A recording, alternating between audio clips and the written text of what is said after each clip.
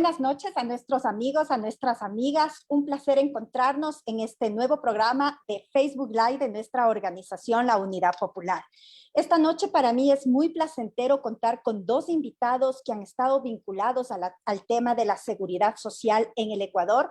Me refiero a Andrés Campaña, él es analista político y adicionalmente fue director provincial de Pichincha del Instituto Ecuatoriano de Seguridad Social, muy conocedor del tema, y por supuesto nuestro compañero Jorge Escala, docente del Magisterio Ecuatoriano, valga la redundancia, y ex asambleísta nacional. En el caso de Jorge, ha desarrollado una lucha muy importante en defensa de la seguridad social en distintos ámbitos, en la Asamblea Nacional, en la justicia ecuatoriana, etcétera, respecto de la defensa de este elemento muy importante con el que contamos los trabajadores y las trabajadoras en el Ecuador. Primero, Andrés, Jorge, saludarles, un gusto contar con ustedes en este espacio.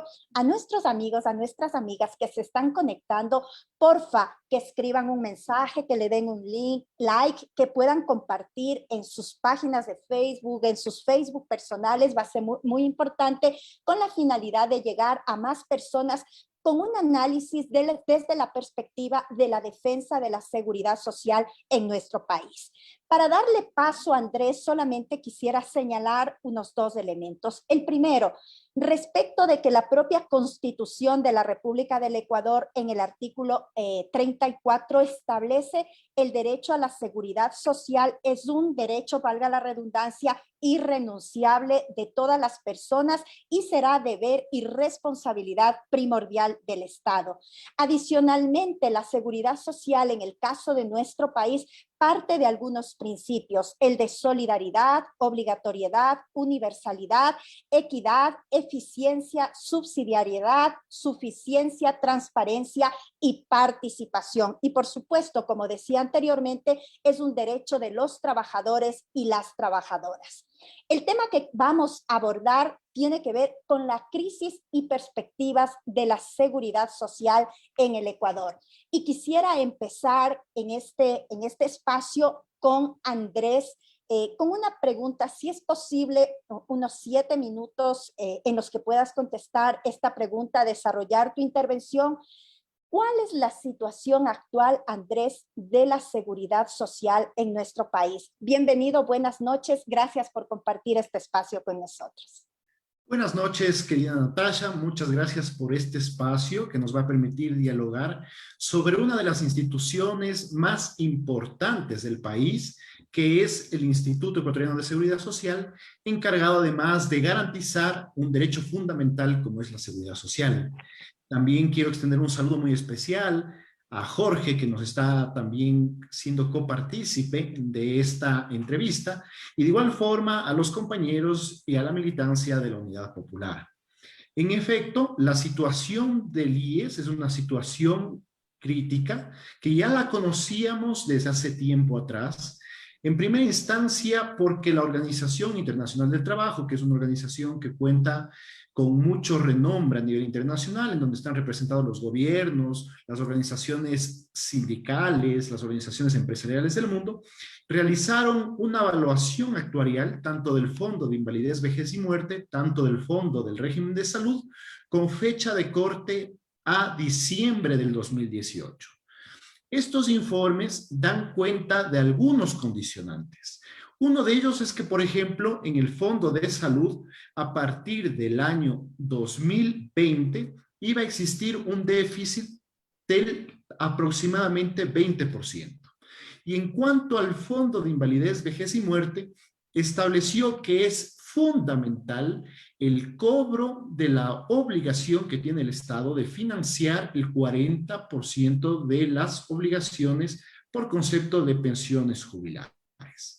La OIT señala que si el gobierno nacional cumple con su obligación, que en este momento la deuda del gobierno nacional con el IES supera los 16.000 millones de dólares, si se llega a pagar esa deuda, el IES puede funcionar sin ningún problema hasta el año 2037. En el año 2037, los gastos superarían a los ingresos en un monto aproximado de 14.000 millones de dólares. Pero en el año 2037 también la institución contaría con una reserva de aproximadamente 17.000 millones, lo cual le permitiría seguir en funcionamiento al IES hasta el 2047. Ese es el escenario que la Organización Internacional del Trabajo ha definido para el caso que se dé el cumplimiento del aporte del gobierno nacional al fondo de pensiones que por ley le corresponde. Ahora bien, si es que no se llega a dar este pago que es tan importante para la institución, evidentemente estamos abocados a enfrentar escenarios dramáticos como el que ha presentado un diagnóstico hace pocos meses atrás, días previos a finalizar el gobierno de Lenín Moreno, en el cual el Banco Mundial, en el cual están integrado un grupo de economistas neoliberales, Augusto de la Torre, por ejemplo, el chileno Heinz Rudolph, también que fue ministro de Trabajo en Chile, entre que figuran también personas como Alberto Dají, que cuando fue vicepresidente de la República planteó a través de una consulta popular la posibilidad de que se privatice la seguridad social y en la cual también participó Jorge Madera, el nuevo presidente del Consejo Directivo del IES. Este grupo de expertos desde esta visión neoliberal han señalado que el sistema no da más, que no es posible que el gobierno nacional financie las pensiones y que por lo tanto, si es que no se hacen reformas profundas, el fondo de pensiones no existiría liquidez para pagar a partir del próximo año, es decir, el 2022. Lo que estos neoliberales, estos economistas desconocen, es que el IES, la seguridad social en el Ecuador, está fundamentada en un principio fundamental que es el que tú has señalado muy bien, Natasha, que es la solidaridad. Somos nosotros, las actuales generaciones de aportantes, quienes financiamos las pensiones de nuestros padres y de nuestros abuelos. Y serán nuestros hijos, nuestros nietos, quienes financien las jubilaciones de esta generación. También hay otros tipos de solidaridad. La solidaridad entre los sanos y las personas que están haciendo uso de los servicios de salud. La solidaridad de los trabajadores urbanos con los trabajadores del campo a través del Seguro Social Campesino, precisamente considerando la precariedad que existe en el campo en la relación laboral. Y ese es el fundamento base de nuestro sistema. Este equipo de expertos neoliberales lo que señala es que el sistema de solidaridad no funciona y que por lo tanto se debe pasar a un funcionamiento muy similar como el de un banco, en el cual uno deposita mes a mes sus aportaciones y al final de la vida laboral va a ver los rendimientos y los retornos. Este tipo de sistemas han demostrado además su fracaso rotundo en Latinoamérica. Y el ejemplo emblemático es Chile, que precisamente en este momento está viviendo un proceso constituyente para desmontar la Constitución del 80, forjada en la dictadura militar de Pinochet, que generó la alternativa de las administradoras de fondos de pensiones de carácter privado. Ese modelo ha fracasado en Chile. Seguramente la Asamblea Constituyente, conformada en su mayoría por personas de tendencia de izquierda, van a desmontar ese modelo y todavía es más palpable en estos días la situación, la explosión social que hemos visto en el hermano país de Colombia, en donde una de las tantas reivindicaciones del pueblo colombiano es precisamente que el fracaso del modelo de las administradoras de fondos privados. A ese escenario existen personas que nos quieren llevar y frente a ese escenario hay que formular un sinnúmero de medidas de carácter técnico que permitan dar sostenibilidad a la institución. Una de ellas, evidentemente, tiene que partir por el cobro. Un minuto, por favor, Andrés. Tiene que pasar como condición sine qua non por el cobro de las obligaciones del Estado, pero también está el papel que puede cumplir el BIES como banca de primer piso, el cobro de la millonaria mora patronal, el modelo de atención de salud, pasar de un modelo curativo hospitalario a un modelo que haga énfasis en la prevención y en la promoción de la salud, ampliar la cobertura y otros procesos que son necesarios de reforma institucional que permitan garantizar la sostenibilidad sin sacrificar a las partes más vulnerables del sistema de seguridad social, como son los afiliados, los jubilados, pensionistas y beneficiarios de la institución. Muchísimas gracias, Andrés. Perdón por interrumpirte, pero es un poco para avanzar. Jorge, el sueño de los neoliberales siempre ha sido la privatización de la seguridad social, como un negocio rentable, dejando de lado el derecho a la salud y otros aspectos de quienes somos afiliados a esta institución. La defensa del principio de solidaridad en la seguridad social entra en contradicción con el denominado sistema de ahorro privado. Hay experiencias nefastas, ya lo señalaba Andrés, por ejemplo, en el caso de Chile, y cómo eso provocó un estallido de carácter social, entre otras causas, lo suscitado con la seguridad social, que de paso los neoliberales ponían a Chile como el ejemplo a seguir. Y encontramos todo un levantamiento del pueblo chileno, donde juega un papel determinante y muy importante la juventud. ¿Cuál es tu análisis respecto de la crisis que vive en este momento la seguridad social en el Ecuador? Bienvenido, Jorge. Muchas gracias por estar aquí junto a nosotros.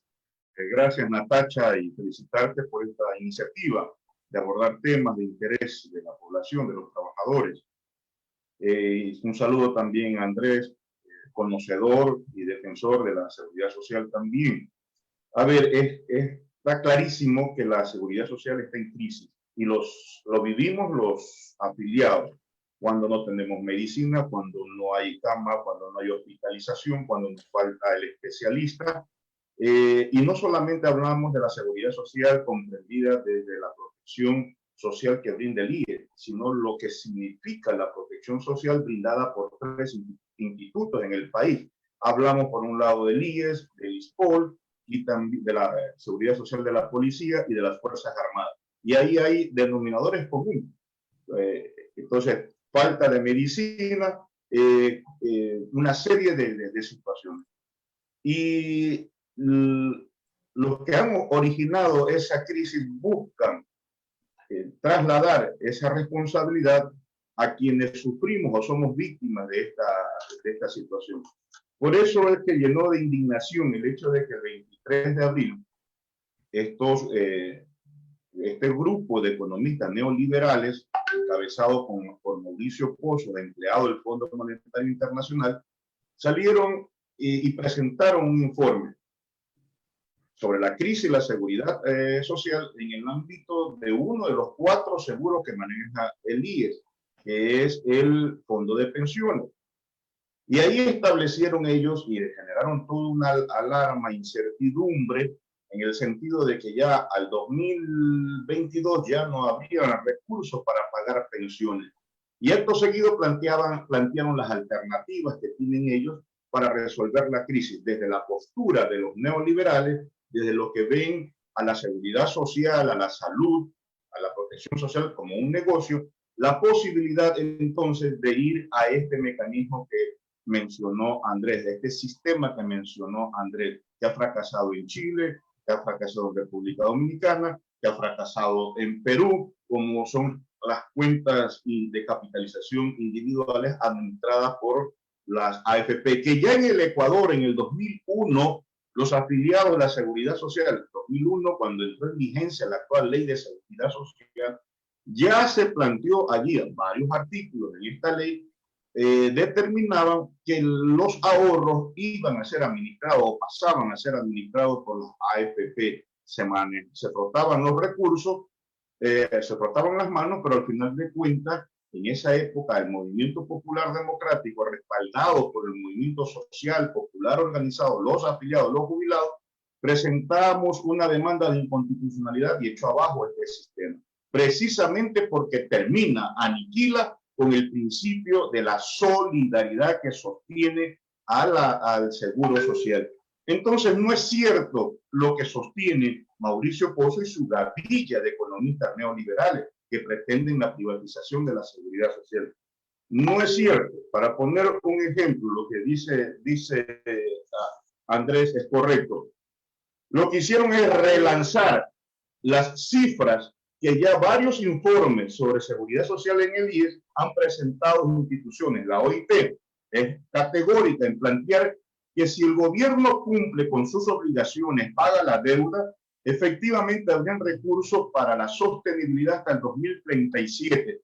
Pero hay otros informes, para poner un ejemplo, el último, que está fresco, del 22 de julio del 2020, de la Superintendencia de Bancos, que establece que el IES, en función de los ingresos en el fondo de pensiones, le alcanza para cubrir la obligación que tiene el IES en pagar pensiones, es decir, en cubrir el 60%.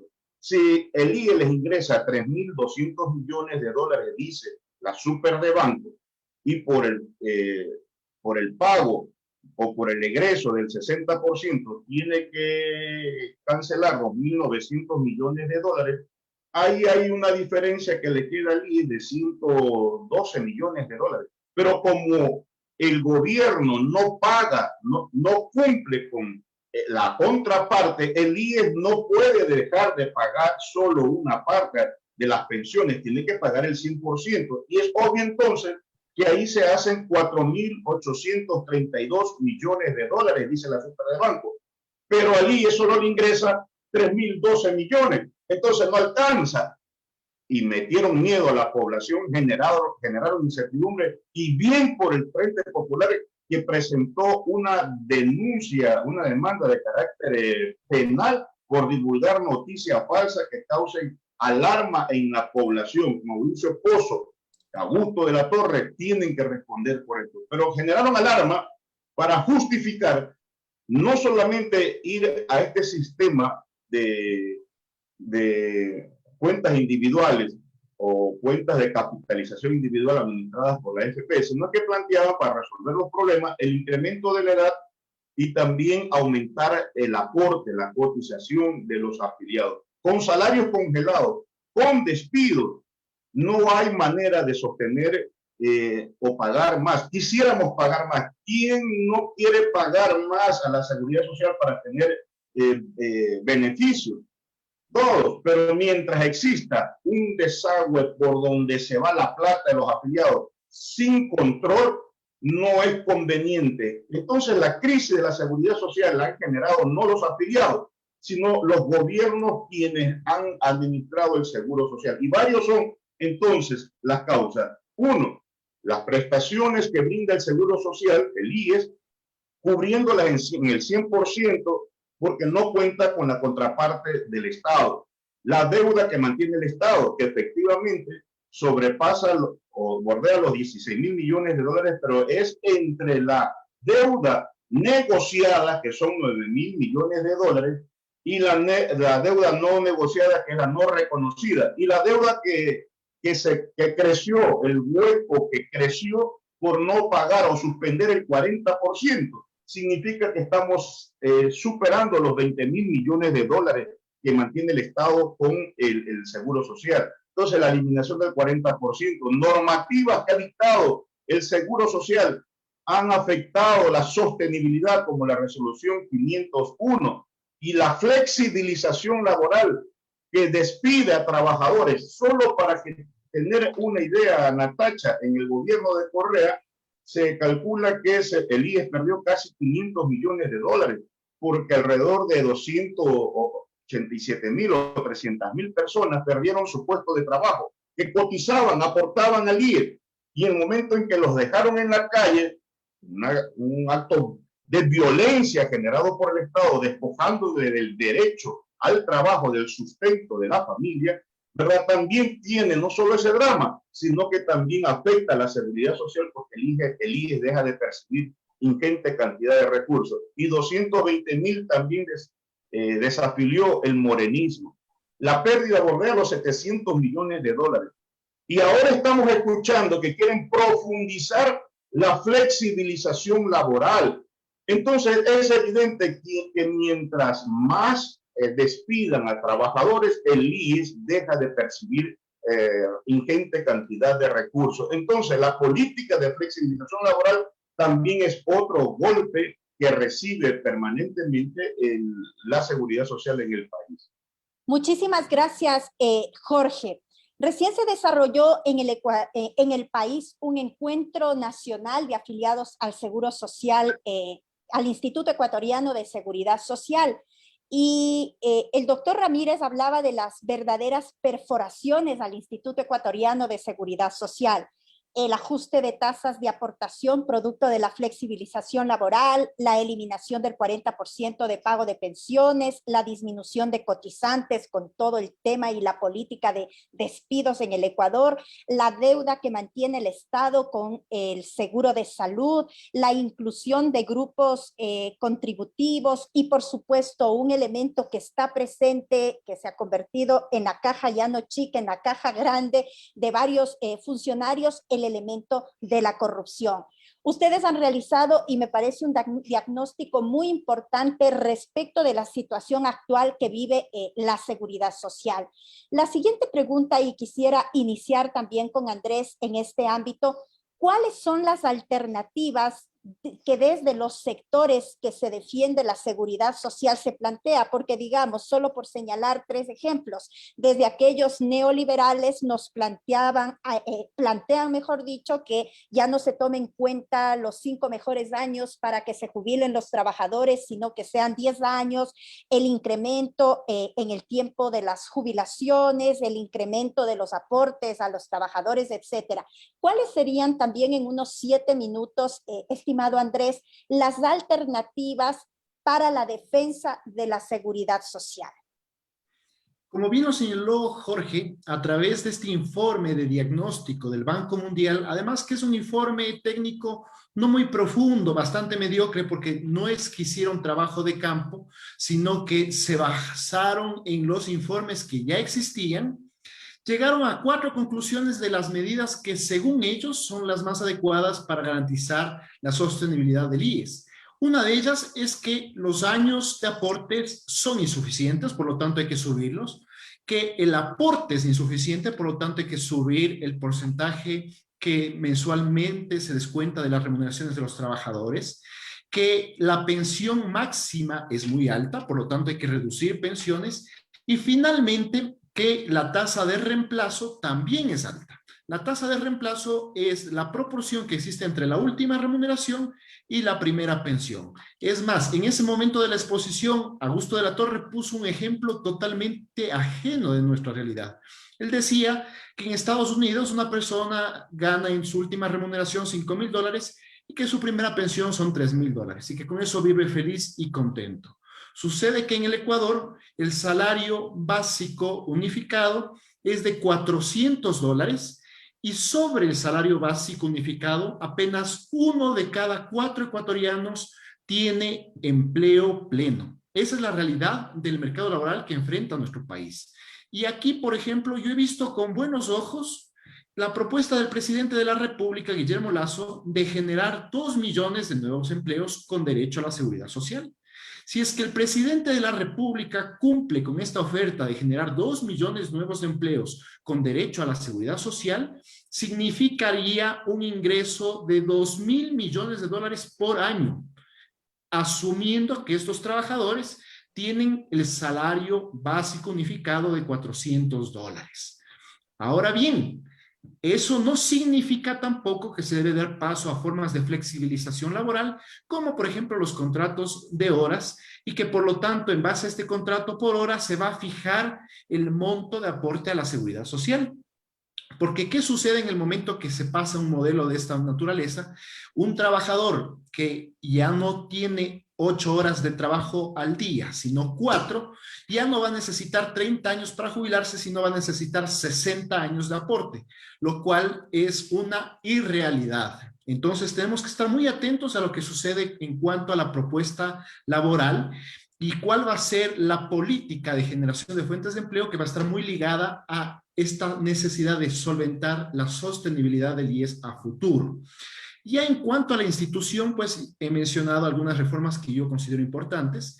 Una de ellas es, también entendemos que el Estado en este momento pues no dispone de la liquidez para pagar $16,000 millones, que es lo que tiene que pagar. Sin embargo, el gobierno debería dar pasos importantes. Guillermo Lasso ha anunciado que se va a dar paso a la monetización de activos, es decir, que el Estado se va a deshacer de bienes como la Corporación Nacional de Telecomunicaciones, como la Hidroeléctrica Sopladora, como el Banco del Pacífico. Qué importante sería que, por ejemplo, la estructura del Banco del Pacífico sea una parte del pago de la deuda a través de una dación de pago, pero que al mismo tiempo que se cancela parcialmente la deuda que tiene el gobierno nacional con el IES, también le permita al BIES convertirse en un banco de primer piso. Es decir, un banco que atienda a sus afiliados, jubilados, pensionistas y beneficiarios, pero que también atienda a la ciudadanía. El BIES cumple un papel fundamental, un papel en doble vía. Por un lado, inyecta liquidez a la economía a través de préstamos hipotecarios, préstamos quirografarios, préstamos prendarios, inversiones en el mercado de valores para el sector público, inversión en el mercado de valores para el sector privado. Pero al mismo tiempo que inyecta liquidez a la economía, esas inversiones, esos préstamos generan intereses y por lo tanto rendimientos, con lo cual al mismo tiempo se fortalecen los fondos de la seguridad social. Entonces, en el momento en que se masifique el crédito, vamos a apoyar a la reactivación económica, a generar fuentes de empleo y también vamos a potencializar estos rendimientos que son tan necesarios para este momento que atraviesa el IES de profunda crisis. Por eso era una medida de estupidez supina cuando Diego Burneo, en ese momento gerente del BIES y actualmente viceministro de Finanzas, decidió subir la tasa de interés de la vivienda social y por lo tanto desmotivando que la gente más pobre pueda acceder a un crédito con tasas de intereses convenientes y que son más competitivas que las tasas de interés del sistema financiero privado. Esa es una primera gran medida que es necesaria de carácter estructural. Otra de ellas es el necesario modelo de atención de salud. El IES en este momento cuenta con un modelo caduco, que es el modelo curativo hospitalario, que además es costoso, pero además propugna curar a las personas que ya están enfermas. El modelo de atención primaria de salud hace énfasis en la prevención y en la promoción de la salud, por lo tanto es un cambio radical en cuanto a la salud pública, pero además representa costos significativos de ahorro. Voy a ponerles un ejemplo. Una mujer que está en edad fértil, que tiene, por lo tanto, que realizarse periódicamente un examen de Papá Nicolau, este examen tiene un costo menor a $100 para la institución. Pero si esta mujer no se realiza los exámenes de forma periódica, seguramente puede desarrollar cáncer de cuello uterino. Y un cáncer, una atención oncológica, por ejemplo en la Checam, tiene un valor superior a los $100,000. Entonces, veamos ahí cuál es la magnitud de la diferencia en cuanto al manejo económico. Otro de los temas que es necesario es ampliar la cobertura de la afiliación. Habíamos mencionado de que eso está muy de la mano del tema de cómo se va a generar fuentes de empleo.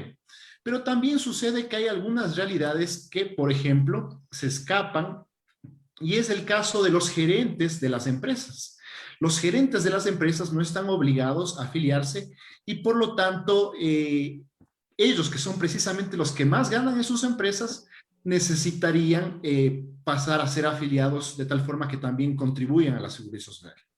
Muchísimas gracias, Andrés. Realmente para analizar el tema de la seguridad social nos falta tiempo y el tiempo en estos espacios se convierten un poco en nuestros enemigos. Para escucharle a Jorge, ¿cuáles son las alternativas que desde los sectores sociales, las organizaciones sociales en defensa de la seguridad social están planteando en estos momentos? Por favor, Jorge, en 7 minutos. Yo te aviso cuando te falte 1 minuto. La primera es que los afiliados nos sintamos dueños del Instituto Ecuatoriano de Seguridad Social. En la medida que entendamos esto, hay la necesidad entonces de dirigir los destinos del seguro social.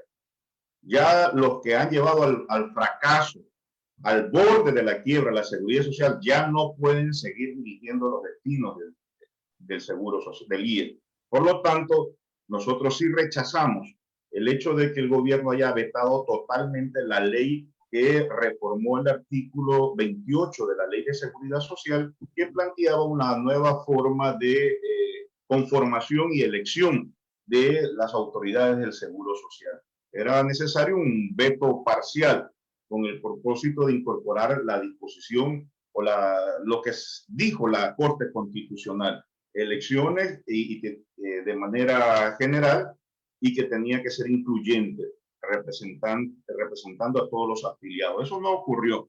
Por lo tanto, Lazo, en correspondencia con lo que él ha dicho que va a cumplir, que es la carta de intención que dejó firmada Lenín Moreno, ahí está planteada la privatización del Seguro Social.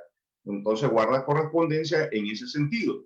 Por lo tanto, una de las alternativas es que los afiliados tenemos que dirigir los destinos del IES, desalojar a los morosos, porque además la ley de la Seguridad Social, artículo 29, prohíbe que los morosos tengan representantes en el Consejo Directivo del IES. Tanto empleadores privados y empleadores públicos son morosos de la Seguridad Social. Entonces, elecciones universales para elegir a los representantes del Consejo Directivo del IES. Efectivamente, hay que cobrar la deuda que mantiene el Estado. Eso hace sostenible financieramente a la Seguridad Social.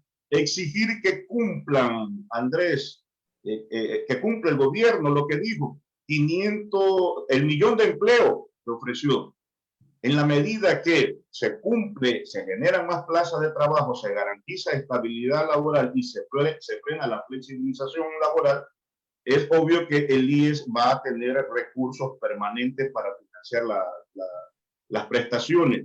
Es necesario también institucionalizar el Congreso de Afiliados para generar políticas en materia de seguridad social construidas con los afiliados. Y no solamente para tener un espacio para generar políticas, que sea el escenario también para la rendición de cuentas en la seguridad social. Derogar todas esas normativas que afectan a los derechos de los afiliados, jubilados y pensionistas, y por supuesto también disposiciones, como en algún momento la resolución 501, la 516, 534, 554, que terminan afectando también el principio de solidaridad con relación a los afiliados al Seguro Social campesino. Entonces, somos partidarios también que el Banco del Pacífico, el gobierno la entregue como parte de pago con la deuda que mantiene con el Seguro Social. Entonces, están clarísimas, no hay razón,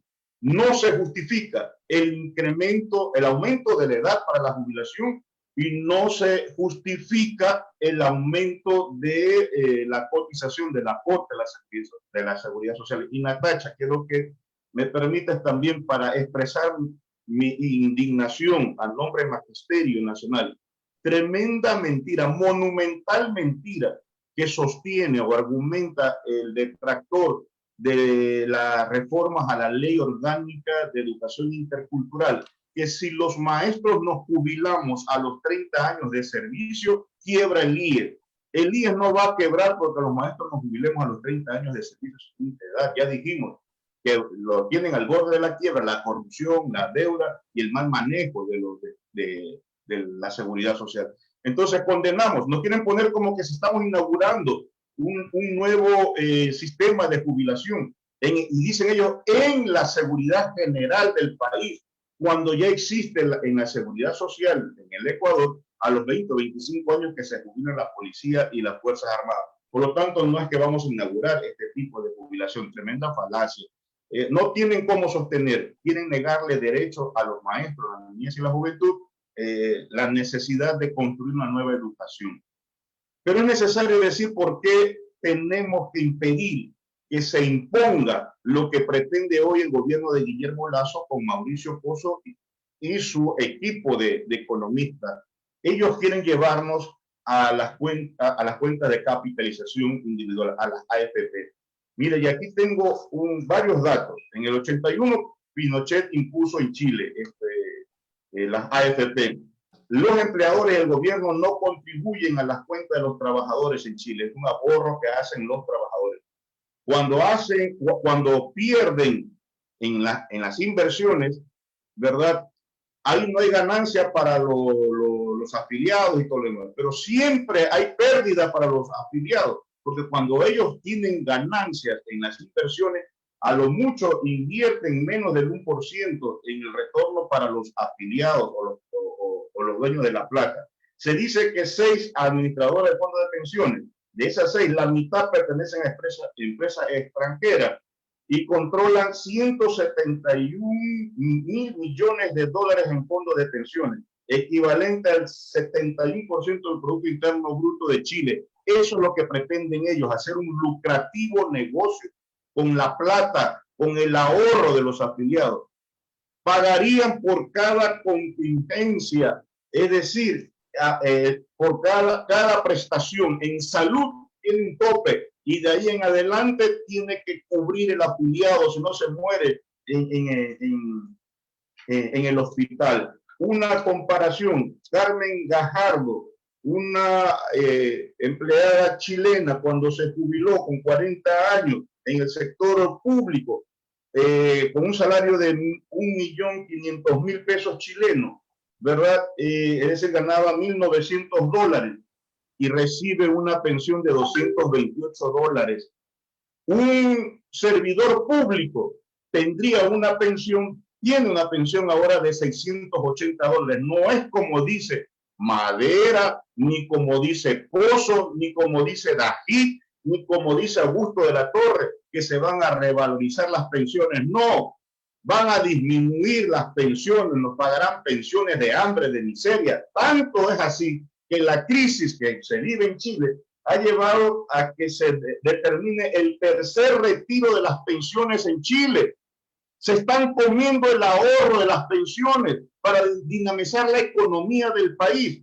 En Perú, el 25% de los... Un minuto, Jorge, por favor, un minuto. Han sido devueltos a sus afiliados. En República Dominicana el 30%. Es un sistema fracasado que aquí lo vamos a derrotar con la unidad y lucha de los afiliados, jubilados y pensionistas. Hay hechos que demuestran eso desde la consulta de Dají, pasando por la Asamblea Constituyente cuando Correa quiso eliminar el principio de solidaridad, cuando presentó Correa la Ley de Seguridad Social con Richard Espinosa siendo ministro del Trabajo. Bueno, ahora vamos a enfrentar también a Lasso y todas sus pretensiones respecto de la privatización a la seguridad social. Qué difícil interrumpirles a dos personajes que manejan profundamente el tema de la seguridad social. Además, un tema que genera muchísima preocupación en los trabajadores y las trabajadoras ecuatorianas, porque finalmente son nuestros recursos que estamos ahorrando para una jubilación digna. Tengo cantidad de mensajes. Carlos Sánchez, abogado desde el sur de Quito, nos plantea incluso que nosotros, los afiliados, debemos ser los principales administradores. Julián Pimentel, el IES no se vende, el IES se defiende. Héctor Orejuela, dirigente nacional de la Confederación Unitaria de Barrios del Ecuador, agradece a los expositores por socializar este tema tan importante. Julio Alcócer nos saluda desde Guayaquil. Andrés, a Jorge. Juan Vélez, exfuncionario del municipio de Quito, también señala su preocupación por el IES. David Rosero, vicepresidente del Consejo de Participación Ciudadana, nos dice felicitaciones, excelente programa. Miriam Valdivieso, si sabemos qué es lo que pasa con la UTE y la deuda que mantiene con el Instituto Ecuatoriano de Seguridad Social. A Silvio Burbano, vicealcalde de la ciudad de Esmeraldas. Luisa Falcones, Rafael Riofrío, Marcial Cedeño, Rosy Carrión, María Callampe, entre otros amigos y amigas, Alfredo Sánchez, Gustavo Torres, Ángel Loja, Mirta Cartagena.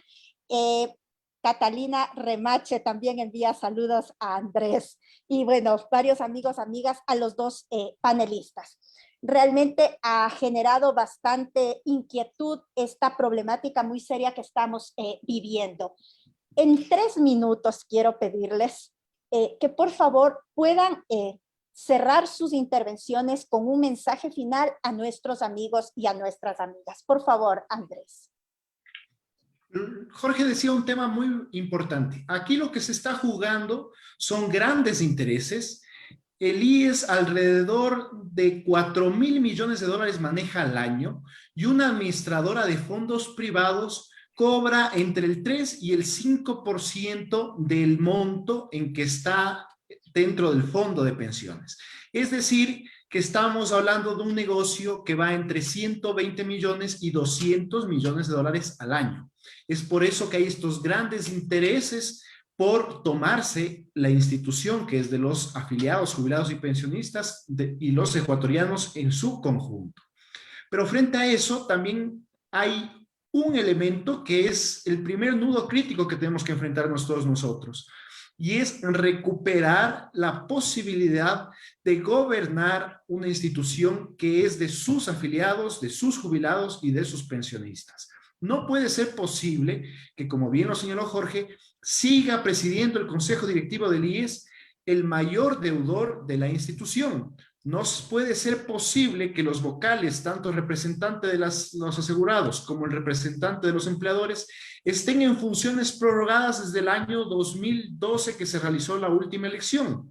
No puede ser posible que a nosotros los trabajadores nos represente el señor Clavijo, que votó a favor de la resolución 501, que cogió los fondos de pensiones para financiar el déficit en el Fondo de Salud de forma ilegal y que por lo tanto fue destituido por la Contraloría General del Estado en su momento.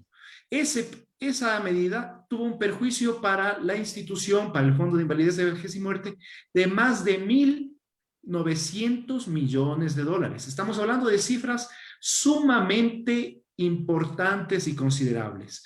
Entonces, eso es lo que tenemos que tener en cuenta a la hora de defender a una institución tan importante como es el IES, la institución social más importante del país, que tiene 3,5 millones de afiliados, 500,000 de pensionistas, 1 millón de miembros del Seguro Social Campesino. Ese es un tema que lastimosamente se nos ha escapado del análisis, puesto que cuando se habla de los modelos de privatización, se habla de lo jugoso que es pues los ingresos de los afiliados cotizantes, pero nadie habla de los costos de la transición.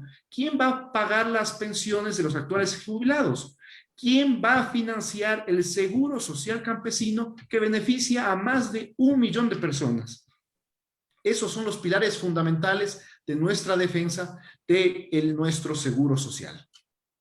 Muchísimas gracias. También queremos saludar a Pilar Limones, a Rosendo Vallejo, Elena Barreiro, Ángel Uxo, Alex Pazmiño, Carlos Murillo, entre otros amigos y amigas de distintas provincias del país y por supuesto de la ciudad de Quito. Jorge, por favor, tu mensaje final para nuestros amigos y nuestras amigas. Bueno, debemos estar claros que quien quebró ya una parte del seguro social es el Correato.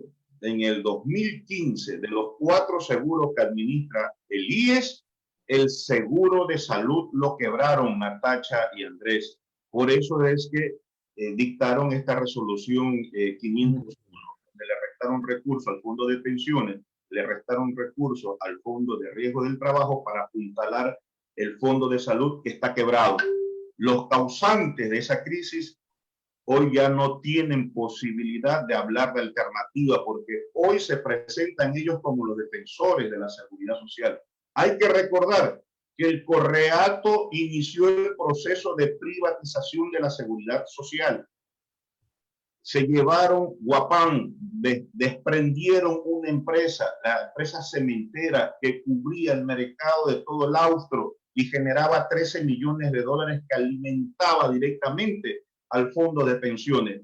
Privatizó, violando lo que dice la Constitución, que no se pueden menoscabar los bienes y patrimonio de la seguridad social.